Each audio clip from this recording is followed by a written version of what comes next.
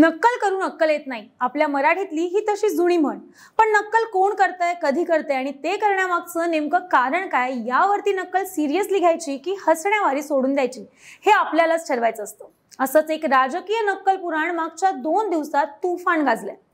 तसं बघायला गेलं तर मोजून मापून बोलणारे आणि न बोलताच कार्यक्रम करणारे शरद पवार यांनी मात्र व्यासपीठावरून आपल्या पुतण्याच्या रडण्याची 5 सेकंद नक्कल केली. त्यावर गर्दीतून जबराट टाळ्या पडल्या, त्याच्या मोठमोठ्या हेडलाईन सुद्धा बनल्या. तर आता ही नक्कल अजितदादांच्या जिवारी लागल्याचंही कानावर पडतंय. पण शरद पवार जे काही करतात त्याला काही ना काही पॉलिटिकल सेन्स हा असतोच. म्हणून शरद पवारांनी 5 सेकंदाची ही फक्त टिंगल मिंगल स्टाईल नक्कल नाही, तर हे करून अजित पवारांची बारामतीची आमदारकीच खाऊन टाकली. अजित पवारांच्या रडण्याचा त्याला प्रत्युत्तर म्हणून शरद पवारांनी केलेल्या नकलीचा आणि त्या नकलीमुळे अस्वस्थ झालेल्या अजितदादांचं हे नक्कल पुराण नेमकं आहे तरी काय? राज्यातूनच नाही तर ही नक्कल करून शरद पवारांनी बारामतीतही दादांची कशी कोंडी केली.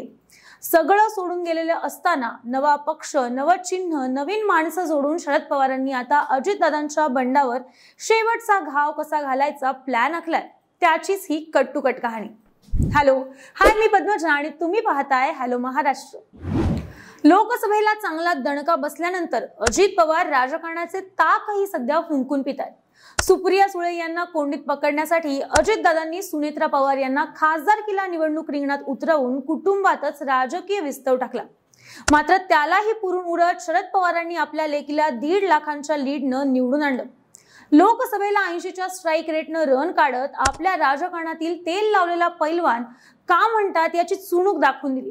त्यामुळे लोकसभेला शांतीत क्रांती केलेल्या शरद पवारांनी आता मात्र सांगून खुट्ट्या पाडायचा कार्यक्रम सुद्धा सुरू केलाय. एका मागून एक तुतारीकडे होणारा इन्कमिंग, अजितदादांच्या राष्ट्रवादीला लागलेली गळती, पदरात पडलेल्या सर्वात कमी जागा, अशा सगळ्या घटनांचा सिक्वेन्स मायनस मध्ये जात असताना शरद पवारांनी बारामतीतून आपला नातू युगेंद्र पवार याला निवडणूक रिंगणात आता उतरवलंय आणि अजितदादांच्या राजकीय वर्चस्वाला शेवटचा धक्का देण्याचा जणू निर्णयच घेतलाय. मागच्या लोकसभेला मुलाचा, यंदा पत्नीचा आणि आता दस्तूर खुद्द अजितदादांचाच आमदारकीवर आभाळ आणण्याचा प्लॅन शरद पवारांनी आखलाय की काय? आधीच लोकसभेला हक्काच्या बारामती विधानसभेतून 45,000 मतांनी मायनस मध्ये गेलेल्या अजितदादांना जशास तसं या न्यायानं शेवटचा दणका देण्यासाठी अजितदादांच्या पुतण्या युगेंद्र पवार याला निवडणूक रिंगणात आता उतरवलंय आणि बारामतीच्या राजकारणात नव्या काका विरुद्ध पुतण्या या संघर्षाची ठिणगी टाकली. मात्र याला एक इंटरेस्टिंग वळण लागलं ते अजितदादांच्या सभेमुळेच. युगेंद्र पवार यांच्या उमेदवारीबद्दल बोलताना अजित पवार यांच्या डोळ्यात अश्रू तरळले होते. बोलताना त्यांचा कंठ दाटून आला. त्यांनी आवंढा गिळला, भाषण थांबवलं, पाणी प्यायले आणि त्यानंतर त्यांनी आपलं भाषण पुन्हा चालू ठेवलं. त्यात ते म्हणाले, मी सुनेत्रा पवारांना लोकसभा निवडणुकीत बारामतीतून उभं करून चूक केली.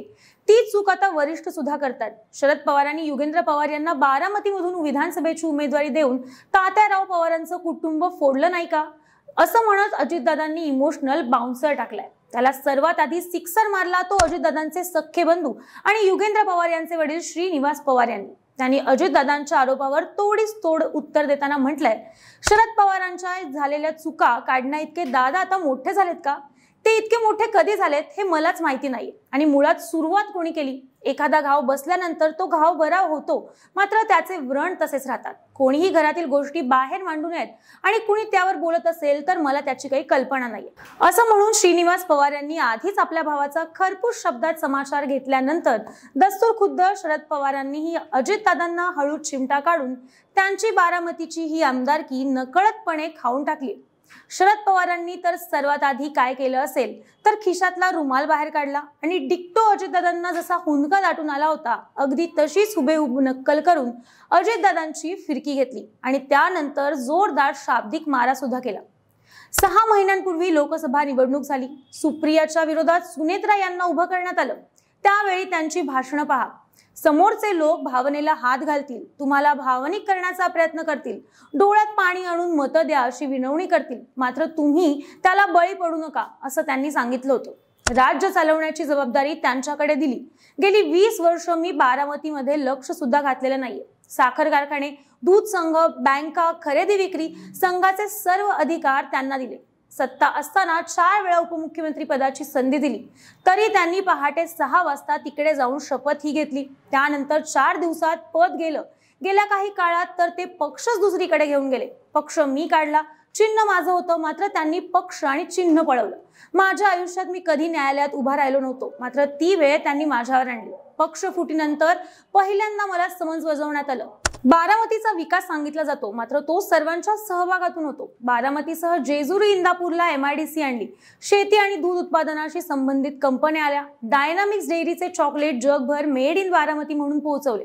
आमचा एक गडी मात्र फॉरेनचा माल येथे आणतोय. आम्ही कधी दारूचा कारखाना काढला नाही आणि बारामतीमध्ये मलिदा गँगही निर्माण केली नाही, असं म्हणून शरद पवारांनी अजितदादांना चांगलंच डॅमेज केलंय. खरं तर शरद पवार नेहमी व्यासपीठावर मोजकं आणि मुद्द्याचं बोलण्यासाठी ओळखले जातात, मात्र पहिल्यांदाच अजितदादांच्याच आरोपांना खमक्या शब्दात उत्तर देत बारामतीचा निकालही तुतारीच्या बाजूने लागणार हे जणू शरद पवारांनी इथं ठासून सांगितलंय. त्यामुळे बारामतीत अजितदादांची हवा आता टाईट झालीय एवढं मात्र नक्की. जागा वाटपात आघाडी घेऊन लोकसभेला बारामतीचं होमपिच वाचवल्यानंतर शरद पवार आता विधानसभाही तुतारीकडे ठेवायची हे डोक्यात ठेवून ईडीला पेटले. अजितदादांनी केलेला खतरूड प्रचार, कामाला लावलेली यंत्रणा पाहता लोकसभा ठासून होईल असा अंदाज बोलला जात होता. मात्र शरद पवारांनी थंड डोक्यानं बेरजेचं राजकारण करत मुलीच्या पदरात 1.5 लाखाचं लीड टाकलंय. शरद पवारांचा हा आक्रमकपणा पाहून अजितदादाही आता धास्तावले असणार आहेत. आता त्यात ओपन स्टेजवरून थेट खुल्लम-खुल्ला अजितदादांना पवार साहेब खुन्नस दाखवायला लागल्यामुळं यंदाच्या विधानसभेला बारामतीतून अजित पवारांच्या राजकारणाला फुलस्टॉप लागूनच शरद पवार शांत बसतात की काय असं म्हणायला आता हरकत नाही. असो, पण शरद पवारांनी सुरू केलेलं हे राजकीय नक्कल पुराण पाहून अजितदादांनी यातून योग्य तो संदेश घ्यावा एवढीच काय ती अपेक्षा. बाकी तुम्हाला काय वाटतं? बारामतीचा 2024चा आमदार नेमका कोण होतोय? तुमची मतं, प्रतिक्रिया आम्हाला कमेंट करून नक्की सांगा. आणि अशाच नवनवीन आणि राजकीय व्हिडिओसाठी हॅलो महाराष्ट्र या आमच्या चॅनलला लाईक, शेअर आणि सबस्क्राईब करायला विसरू नका. व्हिडिओ शेवटपर्यंत पाहिल्याबद्दल धन्यवाद.